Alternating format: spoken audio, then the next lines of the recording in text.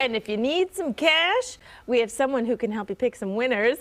You've got another edition of Child's Play. Yes, that's right. As luck would have it, I have a very tiny little sports handicapper who lives in my house. Okay. He picks games for us.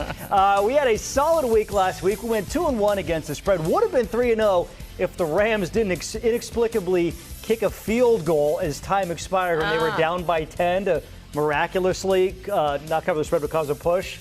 A lot of people were like, that is a little weird. Why do you kick a field? Yeah. Anyway, the Rams coach, Sean McVay, said he didn't know what the spread was. Anyway, let's get to this week's games. Let's begin with the Raiders hosting the Steelers. The Steelers are coming off a win over Cleveland Monday night in which they needed 2 defensive touchdowns.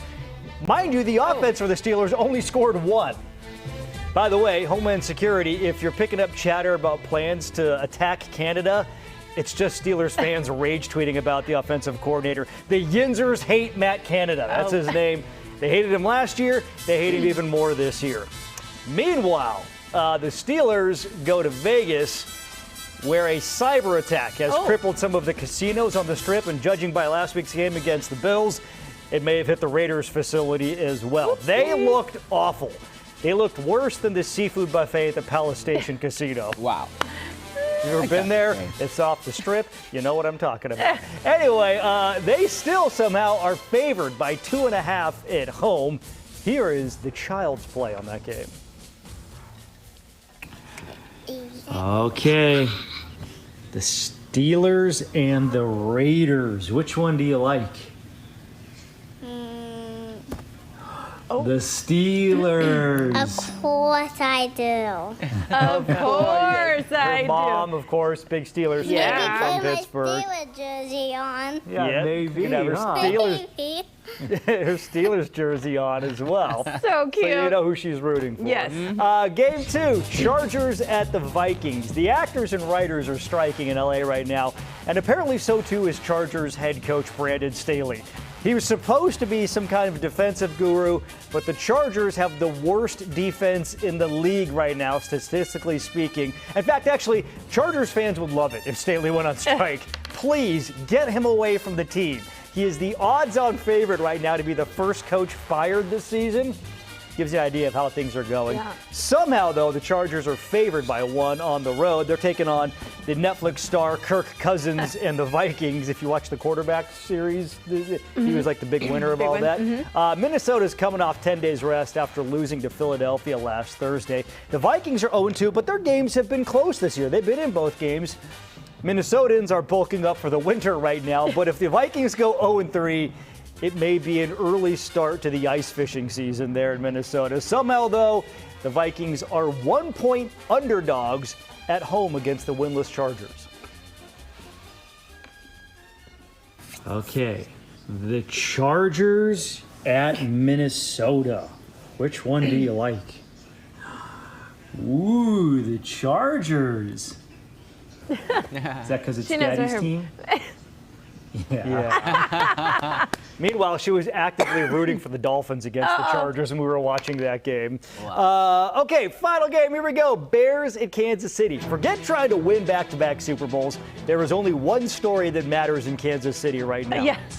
Is Travis Kelce dating Taylor Swift? Oh my goodness. Apparently so. This is all over social media. Rumors have been swirling. The two are romantically involved. And this is what Kelce had to say on the Pat McAfee show this week.